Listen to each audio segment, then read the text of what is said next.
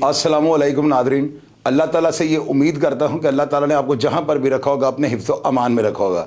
Nadreen, जो बलाज टीपू का murder होता है ना, इसके ऊपर आप ये देखें कि मीडिया पे जो रिपोर्टिंग हो रही है, और मैंने आपको ये बताया है कि मीडिया जो है ना, इलेक्ट्रॉनिक मीडिया जो है और प्रिंट मीडिया दोनों मिलकर जो है ना, इन्होंने मुहिम चलाई हुई है।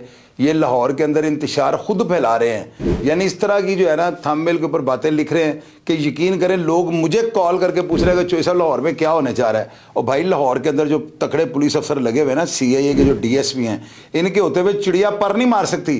ये मैंने सब प्रोग्राम से जो है ना बात आपको बाबर करवाई है। आप लोग महफूज हैं अल्हम्दुलिल्लाह, कोई गैंग वॉर नहीं होने लगी।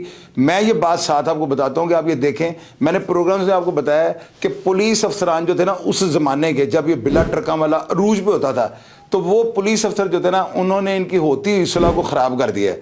और उसके बाद जो है ना मुखालिफिन के घरों से उनकी ख़वातीन को उठाकर उनको थानों में ले जाकर बरहना करके जो है ना उनकी छतरोल किया औरतों की।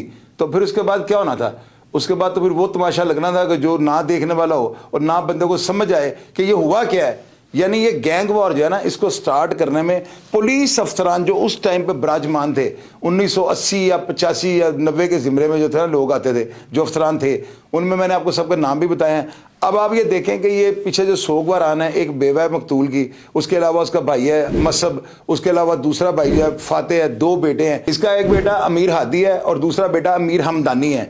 आप मुझे ये बताएं कि जिसका कोई बड़ा चला गया है, घर का कफील चला गया है, क्या उसकी जगह दुनिया में कोई दूसरा बंदा ले सकता है? नहीं ले सकता।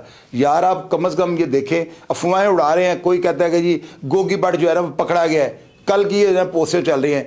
कोई ये कह रहा है कि जी गोगी भट्ट का जो है ना नाम ECL लिस्ट में डाल दिया गया है। कोई कह रहा है तीफी भट्ट भागा हुआ था, कोई कह रहा है जी वो लाहौर के अंदर है, गैंगवार होने लगी है, पुलिस अफसरान जो है वो मुतहरक हो चुके हैं, फलां हो गया, ढमकान हो गया।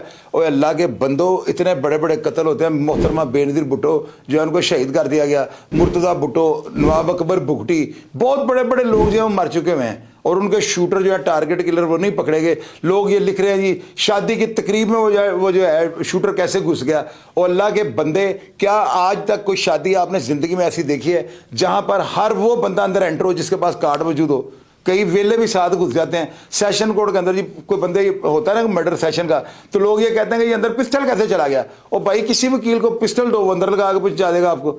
ये वो बातें नहीं होती कि जो आप थंबनेलों पे लिखते हैं। इन बातों से सिर्फ इंतशार फैलता है।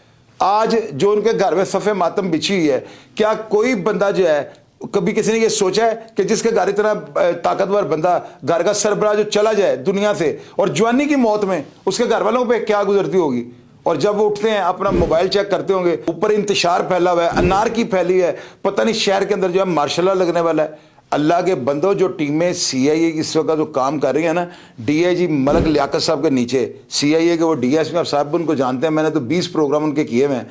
उनके होते हुए जो है ना आप मुतमईन होकर जो है ना सोएं, कोई ऐसी टेंशन वाली बात नहीं है। बेशुमार मर्डर इस शहर में होते हैं, लेकिन गैंग वॉर जो है ना वो जो होनी थी ना बिल्कुल हुई है लाहौर शहर में। लेकिन वो अफसरान किस तरह के थे, उनकी क्राइम पर गिरफ्त नहीं थी इस तरह की। और ये जो CIA के 10 अफसर मैं आपको बताता हूँ ना, 12 ये जो लगे हुए इस वक्त तैनात हैं, इनके होते हुए चिड़िया पर नहीं मारेगी। बिल्कुल बोंगी, बेफजूल और झूठी मनगढ़ंत बातें हैं, मैं इनको कभी भी नहीं मानूंगा। रही बात ये बलाज टीपू वाली, तो भैया मैं सब जो लोग हैं ना उनको मैं ये बताना चाहता हूँ।